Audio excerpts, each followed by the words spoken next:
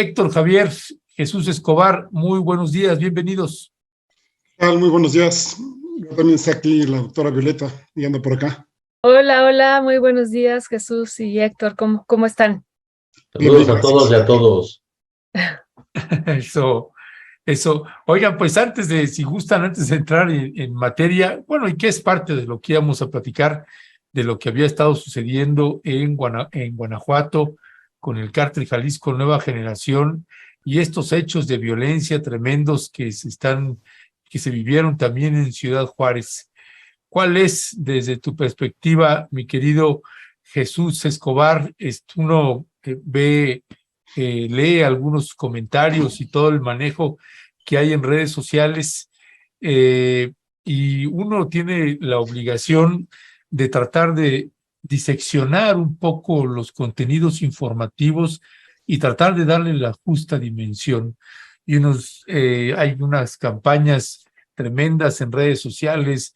Se está cayendo el país en pedazos y es una tragedia, esto es incontenible, etcétera, etcétera, todo está mal y todo es responsabilidad del jefe del Ejecutivo Federal, el presidente Andrés Manuel López Obrador. Se exime mucho a los gobernadores, no importa de qué entidad federativa sea, se les exime y se le carga todo a la autoridad federal, que me parece que es importante, tiene una responsabilidad en esa materia. Pero ¿cuál es, desde tu punto de vista, Jesús Escobar, realmente el país está cayendo en pedazos?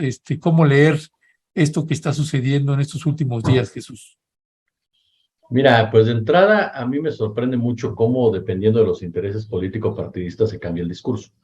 Yo recuerdo cuando inició esta guerra contra el narcotráfico durante la época de Felipe Calderón Hinojosa, que varios integrantes del PAN, entre ellos Gustavo Madero, por ejemplo, el propio Demetrio Sodi en esa época, y varios más, cuestionaban a los gobernadores porque no se involucraban en esa guerra y defendían a Felipe Calderón Hinojosa. Incluso cuestionaban a Leonel Godoy, por ejemplo, que estaba como gobernador de Michoacán, si no mal recuerdo, poco antes a Lázaro Cárdenas Batel, también, por supuesto, a quien estaba entonces de gobernador de Chihuahua, que era priista, que si no mal recuerdo, ustedes me corrigen, a Patricio Martínez, la gente que estaba en Guanajuato, que era del grupo en esa época, también, por supuesto, de Vicente Fox Quesada. En fin, en esa época los panistas cuestionaban muchísimo la labor de los gobernadores, pero muchísimo, Arturo Montiel en el Estado de México y demás, y consideraban precisamente que no estaban haciendo lo suficiente para fortalecer a las policías locales y para combatir la corrupción, y sobre todo que estaban pactando de manera individual, y así lo denunciaron varios de ellos, entre ellos, por cierto, Ernesto Rufo Appel, que debería de morderse la lengua por lo que pasó con el cartel de los Arellano, que estaban pactando de manera individual con los grupos del crimen organizado, y que eso estaba erosionando el país y que estaba generando precisamente un clima de violencia. Recuerdo mucho incluso las palabras también de integrantes del PRI que decían era la guerra de Calderón. Por supuesto no voy a defender a la guerra de Calderón, ni mucho menos. Trato de demostrar la enorme hipocresía que hay en el discurso conforme van cambiando los intereses partidistas. Y ese es uno de los grandes problemas cuando hablamos de seguridad en este país. La seguridad se partidiza, la seguridad se politiza. No se ve realmente un plan, una estrategia, una meta conjunta, digamos así, para mejorar las condiciones del país. Lo que se ve es simplemente jalar agua al molino, denostando al que está enfrente. Ahora, pasando a lo que ha sucedido esta semana, a mí me parece también de una enorme responsabilidad de varios medios de comunicación, y no por eso quiero justificar al presidente de la República ni lavarle la cara, ni mucho menos. Creo que, como bien señalas, Ernesto, y coincido contigo, claro que el gobierno federal siempre tendrá una responsabilidad cuando hablamos de combate a la delincuencia organizada. Pero, a ver, el cártel de Jalisco Nueva Generación es un cártel que ha tenido un crecimiento exponencial en los últimos 14 años, de una manera brutal, política, económica, militarmente. No hay organización criminal en el mundo, en la historia, que pueda tener un crecimiento así, sin protección política, sin protección empresarial, sin protección militar. Es un cártel que creció durante la gestión de Enrique Peña Nieto. Es un cártel que se fue fortaleciendo para ser la contraparte del cártel de Sinaloa, basándonos en una economía criminal. Pues no puede haber un monopolio, ¿no? Un gran cártel solamente. Tenía que haber otro cártel que le compitiera. El cártel de Jalisco Nueva Generación, ¿quién lo respalda? Bueno, pues volteemos a ver a los Sandoval. Aristóteles Sandoval, que en paz descanse, para no faltar el respeto a nadie, fue señalado en su momento de ser parte de esa estructura política que defendía el cártel de Jalisco Nueva Generación. Y no olvidemos a Roberto Sandoval, de Nayarit, con Edgar Beitia, que era su procurador y fue detenido precisamente en los Estados Unidos, Edgar Beitia, apodado el Diablo, por nexos con el cártel de Jalisco Nueva Generación. Y Roberto Sandoval ha sido señalado muchas veces de formar parte de ese grupo político que permitió el crecimiento de esta organización. La DEA nos dice, no, es que el cártel de Jalisco Nueva Generación tiene un gran cerebro financiero que ha logrado crear una estrategia que permitió abrir nuevas rutas de contrabando, de tráfico de drogas hacia Europa y Asia. Con todo el respeto que me merece la gente de los Queenies y el señor Mencho, no creo que ellos tengan esa capacidad financiera para llevarlo a cabo.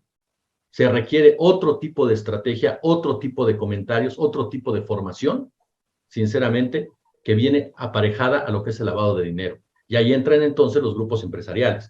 Y ojo con este detalle, la presencia del cártel de Jalisco Nueva Generación, no solamente en Jalisco, sino en otras entidades, es por lo regular, y si hacemos un mapeo, en territorios con recursos naturales importantes.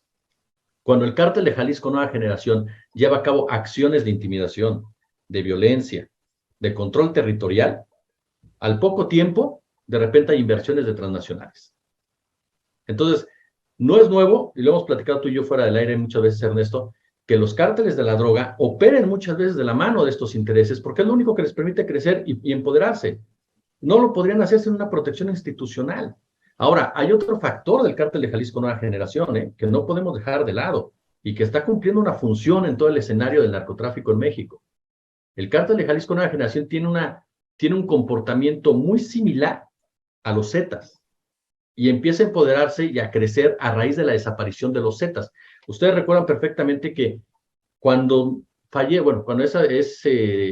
sé si decir ejecutado o no, pero cuando fallece Ignacio Nacho Coronel en Jalisco, cuando era integrante del cártel de Sinaloa, una de las cuatro cabezas que tenía en esa época el cártel de Sinaloa, es cuando surgen tres grupos de ese lugar: la Resistencia, los Matacetas y lo que ahora es el cártel de Jalisco Nueva Generación.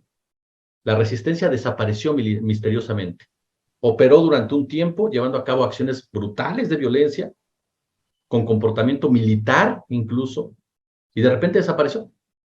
Después aparecen los Matacetas, que fueron los que todo el mundo vimos en Veracruz, ¿no? Que hicieron su acto de presencia con una gran cantidad de parafernalia y demás. Y al poco tiempo se integraron algunos a lo que es ahora el grupo del Mencho, y otros desaparecieron también, o simplemente fueron detenidos, los Matacetas se acabaron. A lo que voy es que el cártel de Jalisco Nueva Generación, a diferencia del cártel de Sinaloa, no es un cártel que tenga la negociación como su principal arma. Tiene la violencia como su principal herramienta de intimidación y cooptación de autoridades. Es decir, el comportamiento es muy similar a los Zetas. Y eso me lleva, y a lo mejor aquí sí voy a caer en una especulación, pero lo tengo que plantear. ¿Qué pasa si es un brazo paramilitar, como ha sucedido muchos años en México, de intereses también militares que están dentro de un negocio del crimen organizado? No quiero decir con eso que todo el ejército, no, pero claro que hay intereses de integrantes del ejército en el crimen organizado, y no de ahora, desde hace muchísimos años. Entonces, ante ese cóctel, decir que la responsabilidad solamente de lo que pasó en Jalisco es del presidente de la República, a mí me parece una irresponsabilidad, y me parece querer tapar el sol con un dedo. Y en el caso de lo que vimos ahí en Chihuahua, pues Chihuahua, Ciudad Juárez, y con esto concluyo, había sido durante muchos años, por lo menos mediáticamente, políticamente, ejemplo de lo que podías hacer para recuperar una ciudad que había sido tomada por la violencia durante décadas. Los feminicidios en Juárez, el enfrentamiento que hubo entre el cártel de Sinaloa y el cártel de Juárez, ustedes lo recuerdan, cuando cae Amado Carrillo, cuando sale el Chapo Guzmán de la cárcel y se enfrenta con Vicente Carrillo, ese enfrentamiento elevó los picos también, y fue cuando comenzaron a involucrar a las pandillas que ahora, dicen las autoridades de Juárez y dicen las autoridades de Chihuahua, juegan un papel determinante en la violencia. Los mexicles, los Barrio Azteca, los artistas asesinos, pero fue en esa época que los comenzaron a involucrar a todos ellos. Fueron los responsables de la matanza de Villa de Salvarcar, por ejemplo. Entonces, estamos hablando de una autoridad municipal y a nivel estatal que ha gozado una pax narca por la presencia del cártel de Sinaloa en esa entidad. Ahora que las cosas cambian y aparecen otros actores, vemos precisamente lo que sucede. El crecimiento de esas pandillas se dio de la mano de los cárteles de la droga en ese momento y de las propias autoridades que comenzaron a manejarlos localmente como grupos de forma de control social. Entonces, sí hay responsabilidad del gobierno federal, claro, pero los gobernadores y la gobernadora, perdón, no se pueden lavar las manos, y los grupos que están al interior de estos estados que han jugado un papel determinante en lo que vimos esta semana, ¿no? Muchas gracias, Jesús. Realmente dices cosas muy interesantes. Por ejemplo, esto que señalas, ¿no? De que también, por ejemplo, Evelia en Guerrero ya lo había pues mencionado hace muchos años, esta activista, ¿no? En contra de la minería, que ha sido intentada ser asesinada durante varias veces.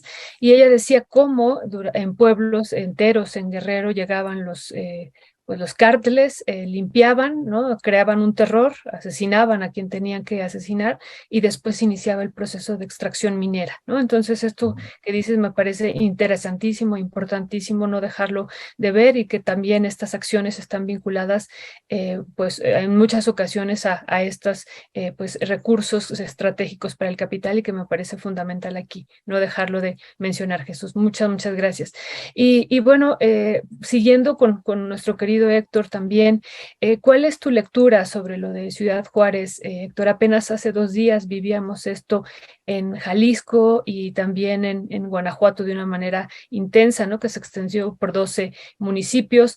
Y bueno, acá ahora vemos, estaba implicado el cártel Jalisco Nueva Generación en estos 2 estados, pero acá ahora nos decía hace ratito, nos compartía Rocío Gallegos, que está esta hipótesis de que en el Cerezo de Ciudad Juárez está pues un grupo del cártel de Sinaloa, y que eso fue lo que inició el conflicto. ¿Cuál es tu valoración, tu mirada de esto, Héctor? Fíjate que son varios puntos. Primero, por supuesto, la manipulación de la que somos objeto. Ahora, ya lo decía Ernesto cuando empezó a dar la introducción a esta temática, pues todo es culpa de López Obrador, ¿no? Todo es culpa del actual sexenio, cuando en otros, sin demeritar lo que está sucediendo actualmente, bueno, pues se nos trató de ocultar muchísima información, ¿no? Yo quisiera referirme al caso de Allende, en donde pues, lo ocultaron muchísimo tiempo, hasta que por ahí hubo alguna serie de investigaciones, bueno, el mismo caso también de Ayotzinapa. Es decir, por un lado, pues, no sé si llamarlo la autocensura o bien la corporación de los grupos dominantes del país, donde acuerdan, digamos, qué sí nos informan y qué cosas no nos informan, ¿no? Eso por un lado, ¿no? La otra cuestión tiene que ver efectivamente con los recursos, ¿no? Ya por ahí se planteaba en algún texto de que pues no había cárteles, sino básicamente grupos que estaban, por un lado, o buscando el despoblamiento de ciertas regiones, por ejemplo, donde hay efectivamente recursos, o bien el control de la población a base, pues ahora sí que del amedrentamiento, ahora sí que del entierro o de la compra, ¿no? Y obviamente pues de la compra a condiciones muy leoninas para las personas originarias de ahí. Y también otro factor que ahorita tendríamos que ver, pues con esta campaña de propaganda que se está haciendo, pues parte del sector empresarial, ¿no? Por ejemplo, la Coparmex, que está pues prácticamente poniendo el grito en el cielo, diciendo que pues, la mitad de sus socios, por ejemplo, en 2021 fueron víctimas de algún delito, ya sea robo, extorsión o despojo, ¿no? Que, por ejemplo, cuando López Obrador critica que los Oxxo pagan poca electricidad, pues que básicamente se está haciendo una estigmatización de esta cadena comercial con el fin de que pues, sean objeto de esto y que pues, de alguna forma este tipo de tiendas más otras ya prácticamente le están cargando parte de la inflación, porque están llamándolo ya inclusive lo de los costos ocultos que tienen que ver con los costos que manejan las empresas con inseguridad, ¿no? Fíjense, tan así que ya inclusive le están poniendo pues, cifras al Producto Interno Bruto de lo que se puede estar perdiendo en términos de inseguridad, lo cual, pues, si bien puede ser cierto, no es nuevo, como ya se comentaba, ¿no? Ahora se habla de que, pues, a colación cifras del INEGI, que más o menos 274,000 empresas han cancelado inversiones a causas de la inseguridad, esto en 2020, no han ofrecido cifras para 2021, y que pues prácticamente el Producto Interno Bruto del país se ha perdido, el 1% del PIB se ha perdido justamente en este tipo de situaciones, ya sea por la inseguridad o por los costos, digamos, que tiene que ver para que las empresas se doten de seguridad. Y aquí hay que recordar que cuando hablamos del 1%, estamos hablando de miles y miles de millones de pesos, sin exagerarle. Entonces, con base a este tipo de situaciones, por supuesto que van a denunciar este gobierno y pues van a procurar que de alguna forma pues, los arreglos que se tenían antes pues vuelvan prácticamente a la mesa, lo cual se ve muy poco probable. Y también hay que decir, esa estrategia de seguridad que se tuvieron durante el sexenio de Felipe Calderón y de Enrique Peña Nieto, pues no se ha logrado bajar, y ahí tienen toda la razón, pero por lo menos, si bien es cierto que hay que reflexionar en qué se está haciendo mal, aquí yo incluiría, por supuesto, a la Fiscalía General de la República y a todo el Poder Judicial, por lo menos hay que decirlo también, que estamos en una etapa de meseta con todo este tipo de acontecimientos que se tienen y que son muy vistosos, que son muy llamativos y que por supuesto son más que lamentables. Pues sí, habría que ver cuáles son las estrategias que tendrían que apuntalar aún más de lo que ya se ha hecho la situación que tenemos aquí en el país. Ya, gracias, mi querido Héctor Javier. Fíjate, Jesús, Violeta, Héctor, que esto que ha sucedido ahorita en Guanajuato y lo que está sucediendo también en Ciudad Juárez, pues también no puedo no conectarlo con estas discusiones que ha estado habiendo en el país a propósito del anuncio que hizo López Obrador de enviar un acuerdo para que se publique en el Diario Oficial de la Federación y faculte a la Guardia Nacional para que el Ejército Mexicano tome el control total de la Guardia Nacional. Y entonces, pensando en lo que sucedió en estos días en Guanajuato y lo que sucedió en Ciudad Juárez, desde tu punto de vista, Jesús, uno, ¿cuál tendría que ser aquí la responsabilidad o la actuación que tendrían que tener la Guardia Nacional y el Ejército Mexicano? Y dos, me quedo pensando, y que creo que ese es un trabajo que esto que está sucediendo en estas entidades, me parece, Jesús, que los medios de comunicación debemos de pronto darnos a la tarea de meternos a revisar, pues, qué están haciendo los gobernadores y las gobernadoras, porque me parece que se permea mucho o se enfoca mucho en la campaña contra el presidente López Obrador, que está bien, hay que cuestionar lo que haya que cuestionar, pero si a esas vamos, pues hay que hacerlo también con los gobernadores. Y me parece que tengo la impresión, no sé, tú corrígeme ahí, que a los medios de comunicación nos está faltando hacer un trabajo muchísimo más escrupuloso, entidad federativa por entidad federativa. Fíjate que, bueno, primero a gente de nuestra audiencia que nos comentaba de que el vínculo de Aristóteles Sandoval era con el cártel de Sinaloa. Sí, tuvo un vínculo, pero del que formó parte políticamente era del cártel de Jalisco Nueva Generación. Así es. Él es integrante de ese grupo, incluso se habló mucho que le había dado esa relación a Enrique Alfaro. Y de ahí voy precisamente con lo que mencionas. ¿Qué ha hecho Enrique Alfaro, por ejemplo? Cuando hablamos de la violencia de Guanajuato, siempre estamos el gobierno federal, Carlos Amarripa tiene años en la Fiscalía de Guanajuato, antes Procuraduría. Desde que Carlos Amarripa llegó, se incrementó la violencia y el crimen organizado en Guanajuato. Ahí están los datos, ahí están las cifras. O sea, no es ni siquiera una cuestión de especulación, de opinión, son números. Desde que Carlos Amarripa es fiscal de Guanajuato, tuvieron un cártel local, que es el cártel de Santa Rosa de Lima, algo que no ocurría en Guanajuato. Se empoderó el cártel de Santa Rosa de Lima, se empoderaron a personajes precisamente, una disculpa, se me fue ahorita el nombre de quien estaba como líder del cártel de Santa Rosa de Lima, que fue detenido, pero muy particular, porque a este personaje, a este narco, siempre se le acusó de ser el cerebro del cártel de Santa Rosa de Lima, de ser el hombre que sabía cómo operar el huachicoleo en esta zona, pero era un sujeto que cuando lo detienen porque lo dicho por los periodistas de Guanajuato, él ni siquiera sabía escribir bien, mandaba mensajes de voz por WhatsApp y lo tenían perfectamente ubicado desde un principio. Nunca lo detuvieron hasta que comenzó esta guerra con el cártel de Jalisco Nueva Generación, que vuelve a llegar a una zona rica en recursos naturales como es Guanajuato y comienza a librar una batalla violentísima por el territorio. A tal grado que vimos escenas de verdad, que a mí en lo personal me siguen indignando, de verdad, son escenas muy fuertes de gente desnuda a la cual le ponen máscaras, a la cual le ponen letreros, a la cual pintan, sobajan, la echan a caminar a la calle, en fin, imágenes que nos muestran la campaña mediática o narrativa de terror que intentan generar. No, pero es ahí donde vuelvo a lo mismo, es un comportamiento paramilitar. O sea, ese es un comportamiento paramilitar del cártel de Jalisco Nueva Generación. Y en territorios, Héctor lo sabe más que yo, Chiapas, por ejemplo, el famoso cártel de Chamula, ¿cuántas veces nos ha dicho que hay gente del cártel de Jalisco Nueva Generación y de los Zetas involucrados? Es decir, es un comportamiento similar. Ahora, a lo que voy es eso. Perdona ahí que te interrumpa tantito ahorita.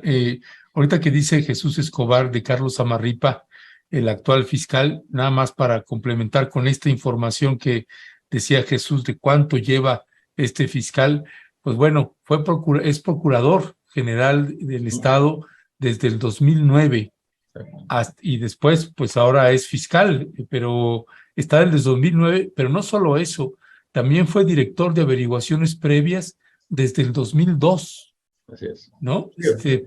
Coordinador general de la Policía Ministerial del 2005 al 2007, subprocurador de investigación especializada desde 2007 a 2009, es decir, desde el 2002. Está involucrado en cuestiones policíacas, claro. No, y vete, por ejemplo, al Estado de México.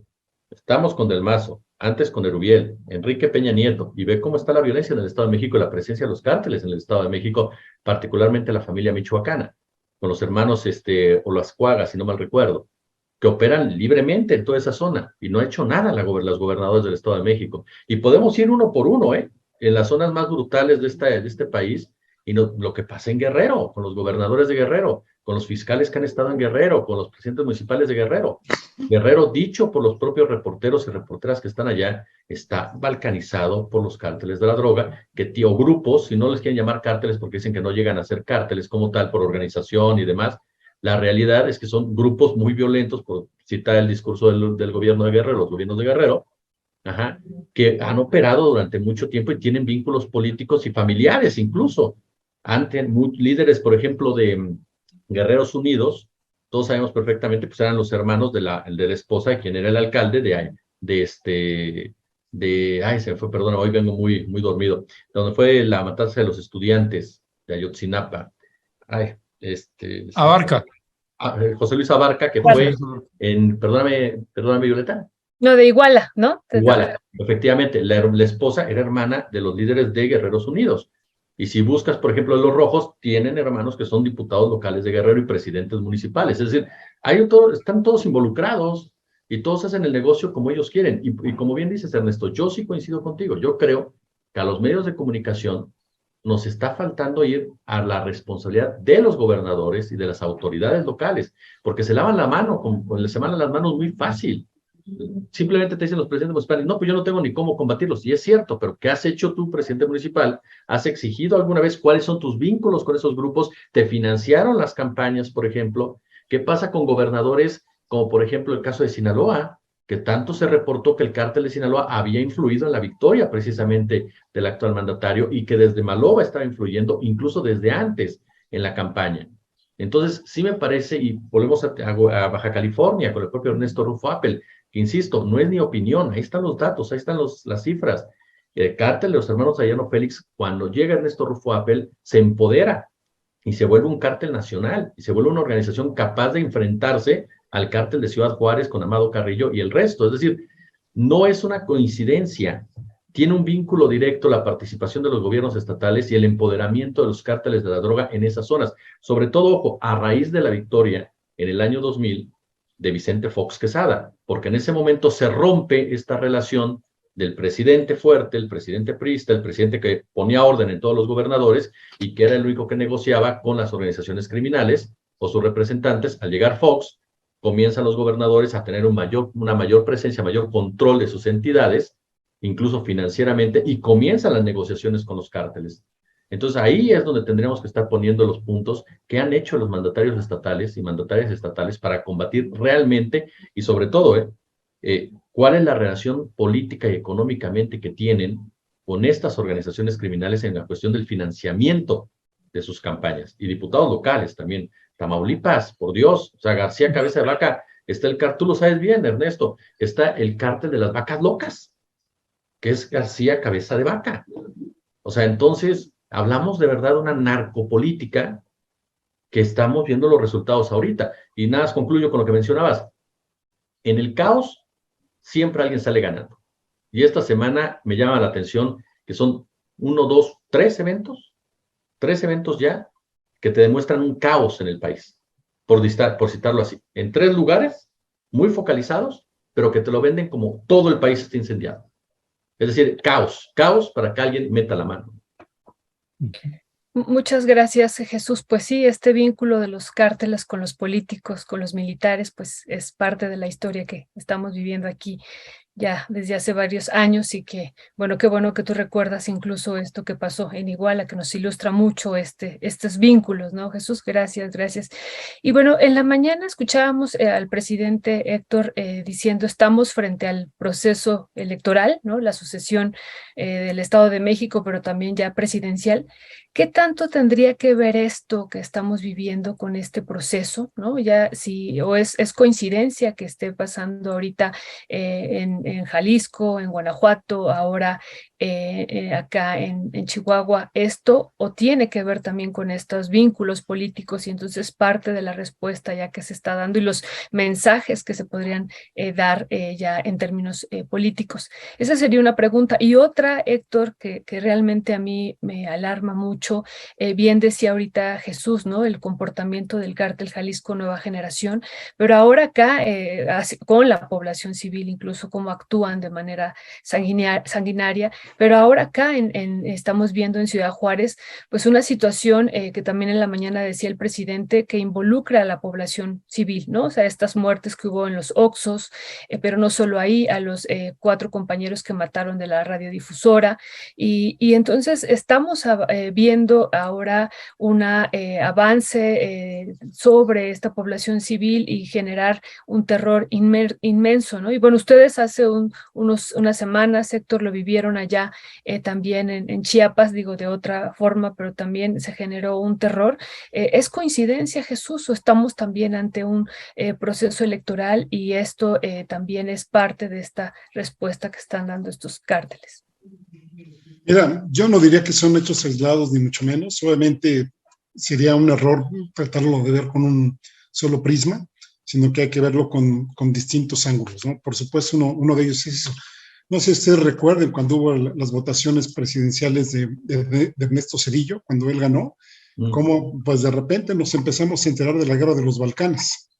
Yo creo que muchas y muchos de nosotros ni siquiera conocíamos pues, o alguna vez oíamos hablar de Kosovo, de Albania, todos estos países que entraron en conflicto y en donde hubo reportajes que duraban hasta 5 o 6 minutos en donde pues se veía toda la violencia que provocaban las guerras, ¿no? Entonces, la campaña de Zedillo, si ustedes se acuerdan, pues fue prácticamente vamos a votar por la paz, ¿no? No queremos la guerra, etcétera, etcétera, ¿no? Del teacher no vas a estar hablando, ¿eh? Perdóname, no me vuelvo a meter con tu maestro, discúlpame. Entonces, imagínense esta situación, por supuesto que esto se va a ir acrecentando, ¿no? Recordemos que este tipo de situaciones no son nuevas, pero para nada son nuevas, ¿no? Bueno, por ahí el mismo cártel Jalisco Nueva Generación desde 2012 hacía bloqueos allá en Guadalajara, en 2015 incluso hasta derribar un helicóptero del ejército también, en 2021 pues, aquella quemazón en la tienda Coppel y en la bodega Herrera, o sea, muchas cosas que han hecho y ahorita pues sí, como si fueran los primeros actos que hacen este tipo de situaciones, ¿no?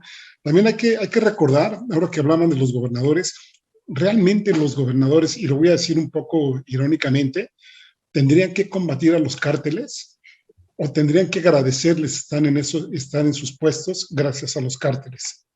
Y aquí es la gran crítica que hacíamos, por ejemplo, de Morena en su momento y por supuesto históricamente del PAN, del PRI y del PRD en su momento, que finalmente pues no eligen, ahora, o podríamos parafrasear a Joan Manuel Serrat, eligen lo mejor de cada casa y que son personas que ponen ahí, que las montan ahí para responder a los intereses que justamente, pues ahora sí que están para defenderlos, no necesariamente ni para combatirlos, ni mucho menos, sino para que justamente sea eso, que sigan haciendo el crecimiento de sus empresas, porque sí hay que verlo. Recordemos que ya varios cárteles pues ya son verdaderas empresas transnacionales que si efectivamente se les quiere combatir, pues no solo es un rollo de militares, sino también es un rollo de seguir el dinero, y esto ya se ha dicho muchísimas veces, pero no solo en nuestro país, sino también pues, a nivel internacional, ¿no?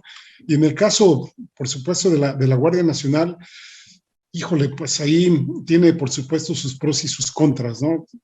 Cosas que pudiéramos hablar a favor de esto. No tendríamos una policía federal que de alguna forma pudiera hacer frente a esta atomización que también se siguió de los cárteles, pero también hay que decir que el ejército no es incólume a la corrupción. Y no solo eso, sino que también en algún momento dado se puede salir de control. Yo lo comparo, y créanme, con toda proporción guardada y con todo respeto, a la situación, por ejemplo, que se vive en Medio Oriente, que algunos grupos de poder estuvieron alimentando a ciertas facciones que estaban en pugna ahí y ahora controlanlas, ¿no? Ya se echaron a Bin Laden, ya se echaron a Hussein, etcétera, pero esta región sigue igual o peor de convulsa y podemos llegar a una situación similar en México si en estos grupos de poder que se están literalmente peleando por el país, por las riquezas que le quedan al país, pues no haya una unificación y efectivamente no se pone un hasta aquí y se controla a todas estas personas que están, ya lo decía Jesús, en las gubernaturas, pero también en las presidencias municipales, que ahí es donde los modelos que se tienen a nivel local son súper importantes porque finalmente ahí es donde se genera la riqueza y ahí es donde se empieza a generar justamente graves daños a la población, yo lo decía hace rato, o bien por la cuestión de los desaparecidos, por la cuestión de los desplazamientos, o para tenerlos controlados y efectivamente que ellos puedan seguir haciendo sus negocios. ¿Cuándo tenemos problemas? Pues cuando los cárteles se enfrentan entre sí, no por otra situación, no porque necesariamente el gobierno esté actuando sobre ellos. No sé qué opinan ustedes. Estás en silencio. Micrófono. Gracias, mi querido Héctor Javier. Sí, hemos estado acá en Rompeviento y en Momentum, hemos estado con el tema de las Fuerzas Armadas. Acabo de entrevistar a Jorge Luis Sierra Guzmán. Ayer tuvimos una tertulia con Michael Chamberlain, con los maxi abogados David Peña y Federico Anaya, hablando precisamente pues del papel de las Fuerzas Armadas, las preocupaciones que nos deja esto. Y bueno, yo además de ese tema, creo, y ahí me atrevería, mi querido Jesús, ya nos pondremos de acuerdo, pero igual podemos trabajar conjuntamente una serie de investigaciones conjuntas entre ustedes y nosotros para ir a hacer una revisión en las 32 entidades de la República Mexicana sobre el papel que están teniendo los gobernadores, cómo llegaron ahí, quién los puso, las finanzas públicas, cómo se están manejando ahí. En fin, hay mucho que investigar sobre esto y los ángulos que hemos colocado sobre el papel de las Fuerzas Armadas. Ayer también hacíamos un recuento de todas las entidades federativas que ahora su fiscal, o sea el fiscal general de la República o el secretario de Seguridad Pública, pues son militares ahora. Y pusimos el ejemplo del estado de Guerrero con Evelyn Salgado, que tanto la fiscal como que es una militar, es una mujer militar, como el procurador de justicia, pues también es un militar. Y estos secretarios de Seguridad Pública, pues se repite también en Tlaxcala, en Colima, en Baja California Sur, en Michoacán, y vemos que es algo que se empieza a reproducir conforme han ido llegando gobernadores o gobernadoras del partido Morena en San Luis Potosí, que aunque no es necesariamente de Morena, sí tiene un estrecho vínculo el gobernador actual, o una buena relación con el presidente López Obrador, y de hecho el actual secretario de Seguridad Pública de San Luis Potosí, pues era de la Guardia Nacional, precisamente, se lo pasó el presidente López Obrador al gobernador de San Luis Potosí. Así que, pues bueno, hay todo una suerte de debates en este tema que ya estaremos abordándolo en otro momento también, si les parece también por una cuestión de tiempo, de poder pasar al siguiente tema, que es el caso de esta señora Isabel Miranda de Wallace, que uno de veras ve las actuaciones y la forma de conducirse de esta mujer y pareciera que estamos dentro de una película de Ripstein o no sé qué, realmente, o una novela de Edgar Allan Poe, porque es verdaderamente tremenda esta mujer y llega al grado de atreverse ahora a denunciar penalmente a Arturo Saldívar, al presidente de la Suprema Corte de Justicia de la Nación. No es cualquier cosa y lo está denunciando por amenazas y ejercicio indebido de funciones. No solamente a él, sino también al columnista Ricardo Rafael, pues también se le está yendo encima esta mujer que increíble sexenio tras sexenio pareciera intocable y que nadie puede hacerle nada, ni hacerle daño, ni volverla a encarcelar como en algún tiempo estuvo mi querido Jesús Escobar. ¿Qué decir al respecto? Además, se afectaron dos delitos, perdón, el uso indebido tráfico de influencias y corrupción, ¿eh? Sí. Y también, como está diciendo Héctor, ahí agregar esto, también están denunciando a Irma Heréndira Sandoval y a Netzaí Sandoval Ballesteros, ¿no? Eso también hay que comentarlo aquí, ponerlo. Oh, wow, esa parte no la leí, fíjate, nada más vi esto de... Órale. Incluso fíjate que ayer Netzaí Sandoval estuvo en entrevista con mi compañera Luisa Cantú y él suelta una frase que coincido plenamente. Hay personas que no entienden que ya no viven en el México de Genaro García Luna. Esto en referencia directa a Isabel Miranda de Wallace.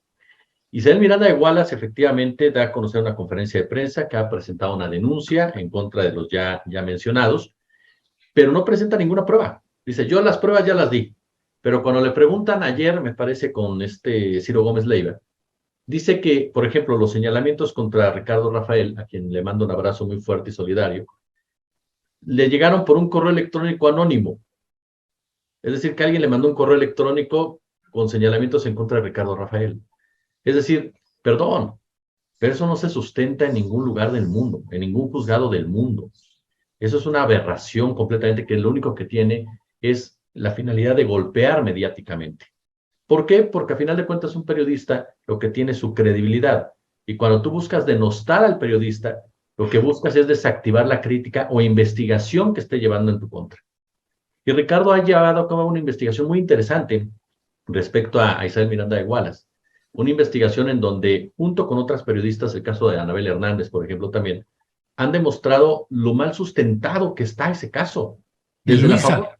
Luisa, pero a lo que voy en el caso de Luisa, y él es lo que iba a ir a continuación, en el caso de Rafael y Anabel, ellos sustentan, por ejemplo, la famosa gotita de sangre, que fue determinante en todo para detener a estas personas, al decir que ahí había estado Gualberto Wallace, y de repente se descubre por ese trabajo periodístico, nada más ni nada menos, que efectivamente esa gotita de sangre, si es de Wallace, pues su Gualberto no era hijo, no es hijo del señor Wallace, sino que era hijo de otra persona. Entonces la gotita de sangre, según los datos, según las investigaciones, simple y llanamente fue sembrada. Y fue sembrada con la sangre del papá real de Wallace para decir que era realmente el señor Wallace. Un factor clave, que supuestamente en ese departamento, con una sierra, cortaron el cuerpo de este hombre. Por favor, quienes hemos estado cerca de una sierra, sabemos que se escucha por todos lados. Imagínate un hombre del tamaño de Gualberto, del peso de Gualberto, que tendrías que haberlo cercenado durante toda la noche, bajado de por las escaleras de este edificio, sin hacer un solo ruido, sin que nadie escuchara absolutamente nada, y nadie viera absolutamente nada. Y 3, el uso de las tarjetas, que Isabel Miranda de Wallace dice, no, está comprobado que no es la misma fecha. Hay otros datos y otros números en donde dice todo lo contrario. Pero hay un factor que a mí todavía me llama mucho más la atención de todo esto, y que me parece que no se puede dejar de lado en las irregularidades que fueron presentadas. El caso de Juana Hilda, ya eso iba con Luisa. Juana Hilda, literal, fue detenida porque traía el cabello pintado de rubio. Porque alguien le dijo a la señora, es que en ese departamento había una güerita, y a la güerita que agarraron fue ella. Si ella no baja a recoger la comida, literal, que había pedido, no pasa absolutamente nada, ¿eh? Porque incluso la persona a la que llevan para que identifique si es Juana Hilda, en un principio dice que no es, y después de que le dan su calentadita, dice que sí es. Es decir, toda una serie de irregularidades constatadas, y ahí viene el factor que ha hecho un trabajo excepcional, mi admirada y adorada Luisa Cantú, que a mí me encanta el trabajo que ha hecho en este caso. ¿Por qué? Porque ha sido sumamente profesional, en donde da cuenta de la forma en cómo los medios maltrataron a Juana Hilda en la cobertura. en cómo los ministerios públicos la maltrataron por su calidad de mujer. Y eso es un antecedente fundamental en toda esta discusión, no solamente para este caso, el que pone Luisa sobre la mesa y profundiza, sino para lo que viene. Porque a Juana Hilda hay medios que hoy por hoy le siguen diciendo que fue novia de la Barbie. Hoy por hoy. Hay titulares que dicen la novia de la Barbie. Pues no, infórmense bien, nunca fue novia de la Barbie. Ajá. A Brenda Quevedo siguen involucrándola con fotografías que tuvieron que salir de algún lado que no fueron precisamente de la Procuraduría en ese entonces, porque eran fotografías personales que han sido sacadas completamente de contexto. Hablamos de que Brenda Quevedo tiene años sin sentencia. La han estado cambiando de penales por las influencias de esta señora.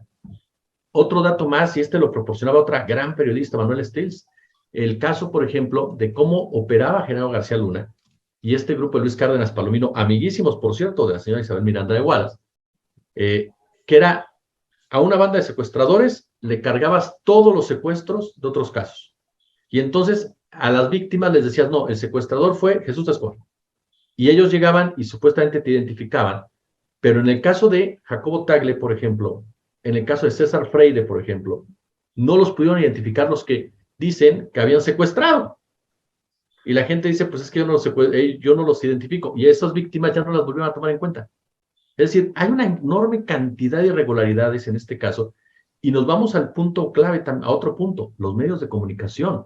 Al principio, claro que todos, si no todos, la gran mayoría, y yo incluso me agrego, compramos esta historia como la de la madre que había sido víctima de la violencia en México, que estaba buscando sola a su hijo, que había sido brutalmente asesinado en un principio, y dejamos pasar por alto situaciones que tendrían que habernos preocupado desde un inicio, como fueron los espectaculares, porque ahí estás totalmente acabando con la presunción de inocencia.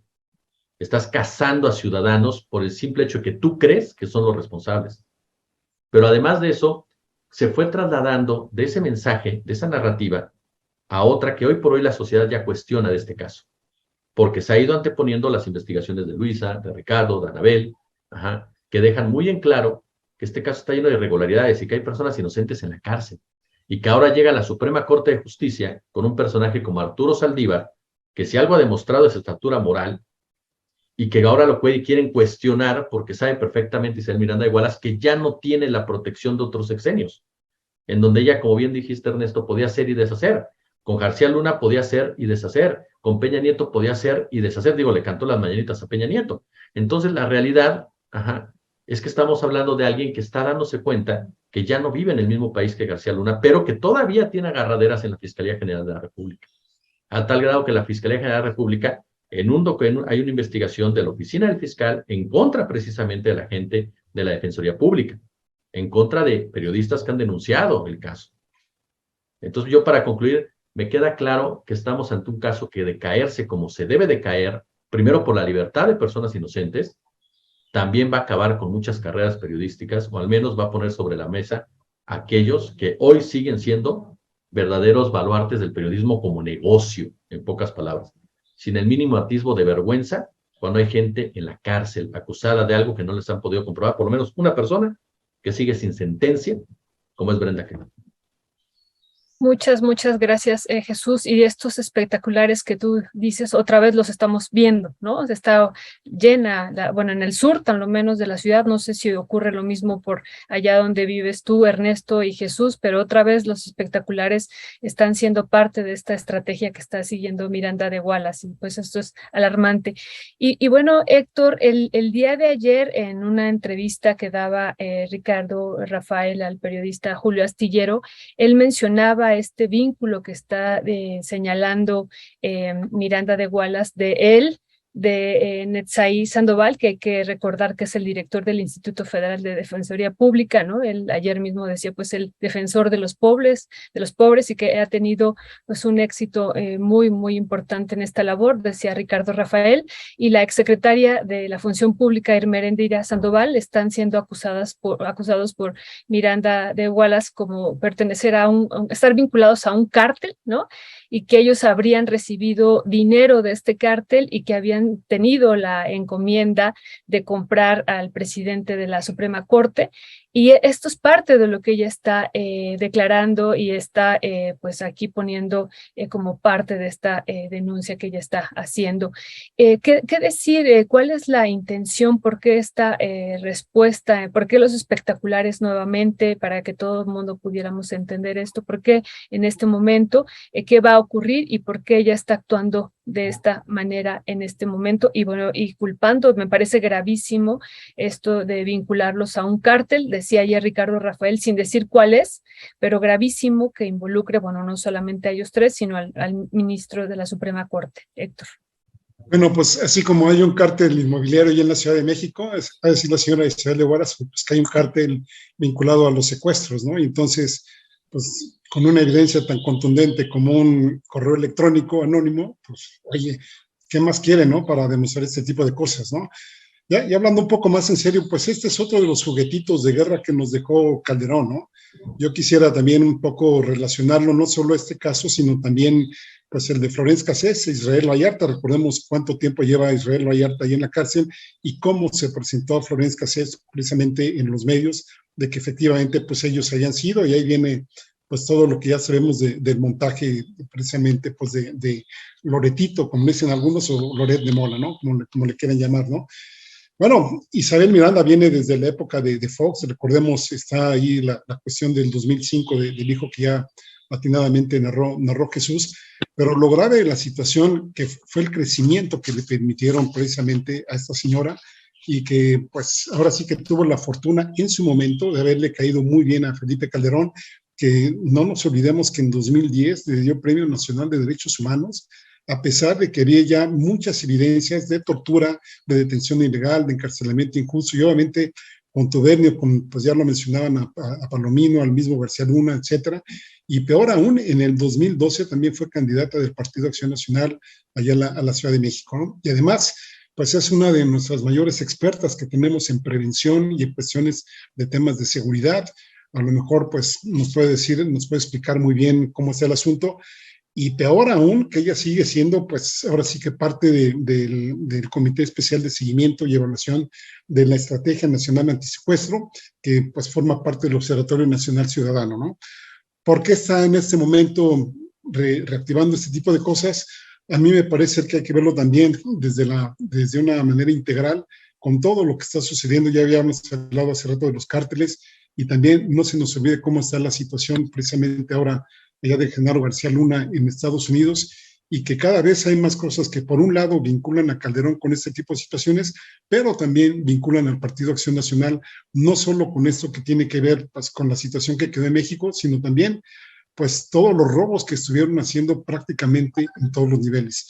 Yo lo interpreto como un apuntalamiento que pudiera haber, como una desviación y como una estrategia de manipulación para tratar de alguna forma pues de quitar o de restar credibilidad, en este caso, por ejemplo, al ministro Saldívar, y por supuesto a los periodistas que han estado pues poniendo el dedo sobre el renglón de cómo ha actuado esta mujer, y de todas las enormes dudas que hay, inclusive con la posibilidad de que su hijo todavía siga vivo por ahí.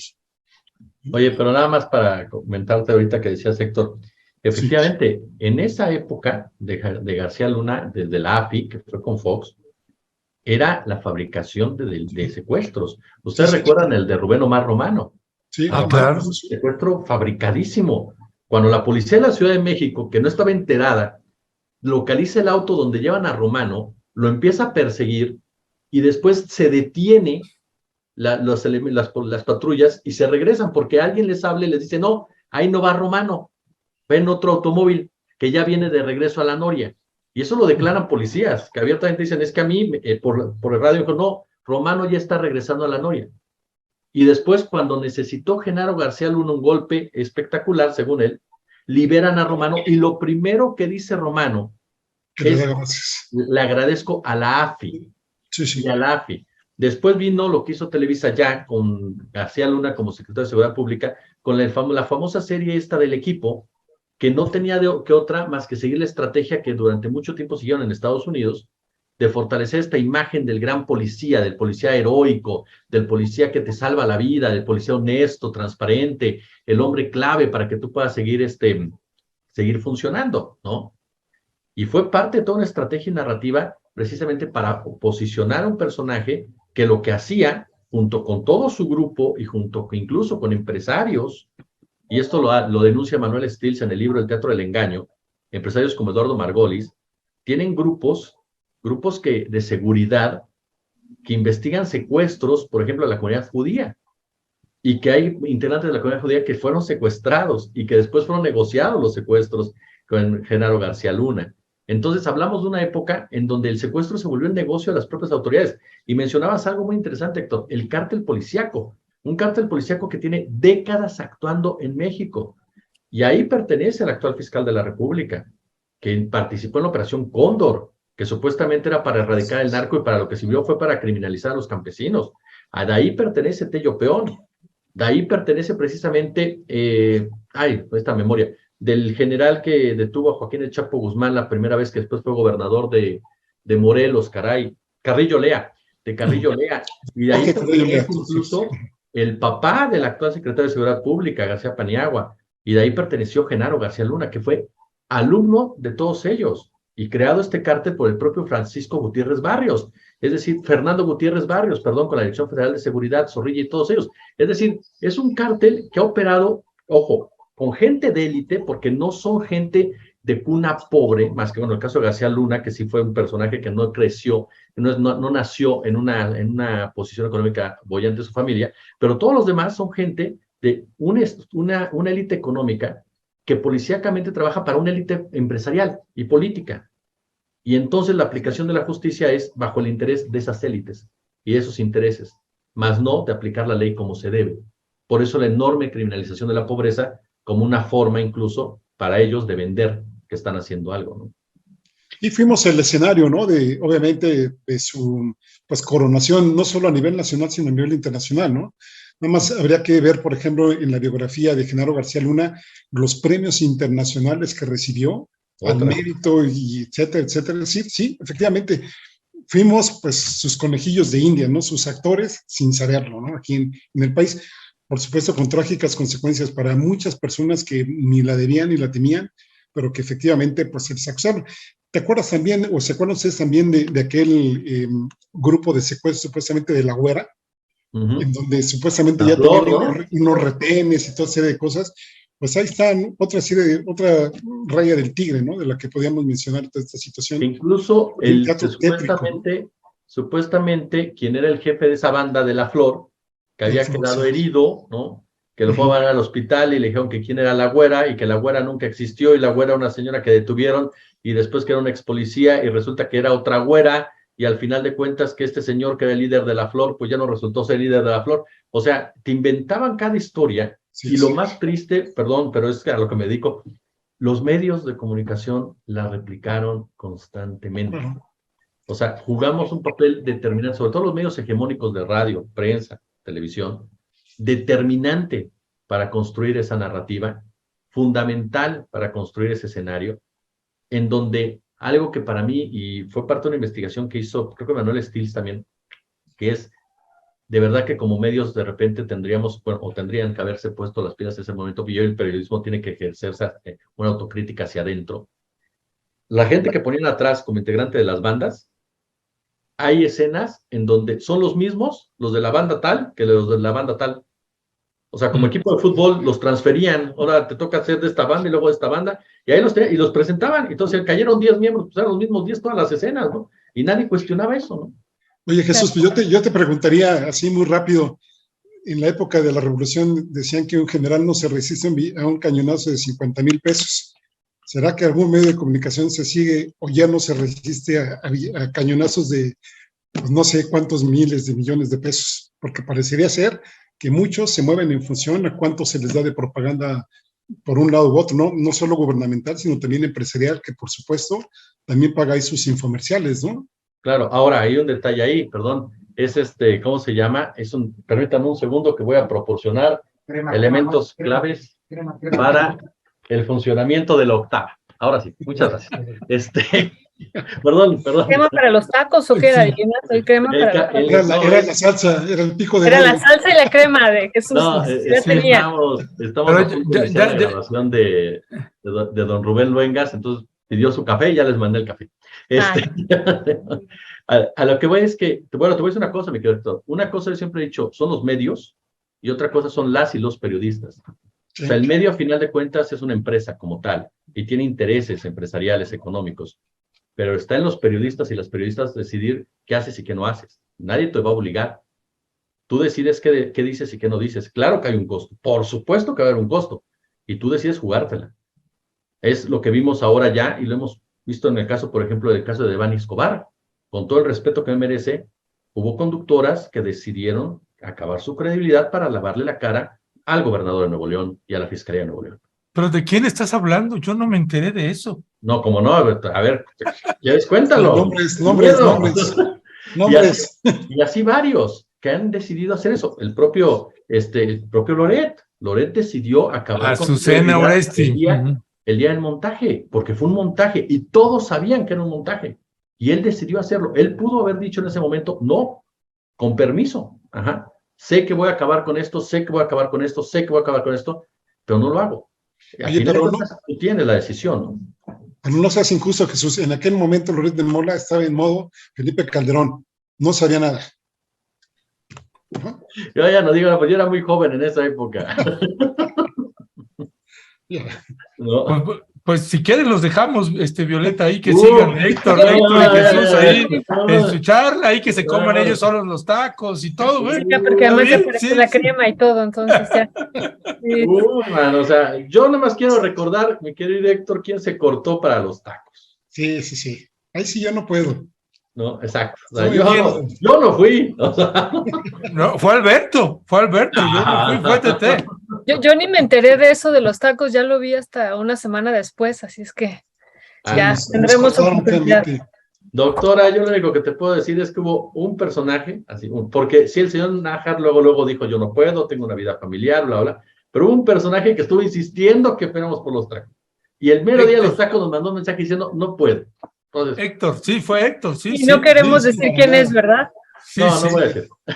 Hasta nos dijo, bueno, en la primera semana puede que tenga, perdón, en la primera posada puede que fue un ratito, ¿no? Ahí. No, Ernesto, te viste mal, ¿eh? Perdón, no fue Ernesto, ¿eh?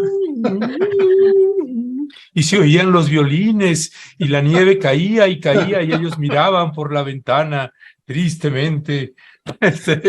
Mis queridos Jesús Escobar, Héctor Javier Sánchez, como siempre, un placer, un gusto tenerlos con nosotros y nosotras. Y pues bueno, ya están viendo aquí a la conductora estelar que tenemos acá, ¿no? Sí, ya te la robaste, mano, era parte de la mesa, o sea. Sí, ya. Y ahora ya es la directora de Rompevientos, la codirectora de Rompevientos. No, ya le propuse la dirección y no quiere, fíjate. No quiere. Acepta la Violeta, hace falta poner orden en Rompeviento. No, yo ya les he dicho que en cualquier lugar sería un desastre, no solamente de Rompevientos, sino nacional y mundial, así es que no. Muchas gracias. Doctora, yo toda mi vida dije que no iba a ser jefe, ¿ve? No, pero tú eres el gran Jesús. No, yo soy un desastre, querido Jesús, soy una calamidad, así lo que me dice Ernesto. Tú eres una calamidad, porque me dice, hay que hacer esto, yo pasan los días y días y no lo hago, y entonces, imagínate, sería un desastre. No, yo voy a hacer méritos para que en algún momento Jesús me mande un poco de café, ¿no? Para que funcione también Rompevientos. Tómela, órale. Bueno, caballeros, les mandamos un fuerte abrazo y ahí seguimos en habla. Gracias. Abrazo, Jesús. Gracias.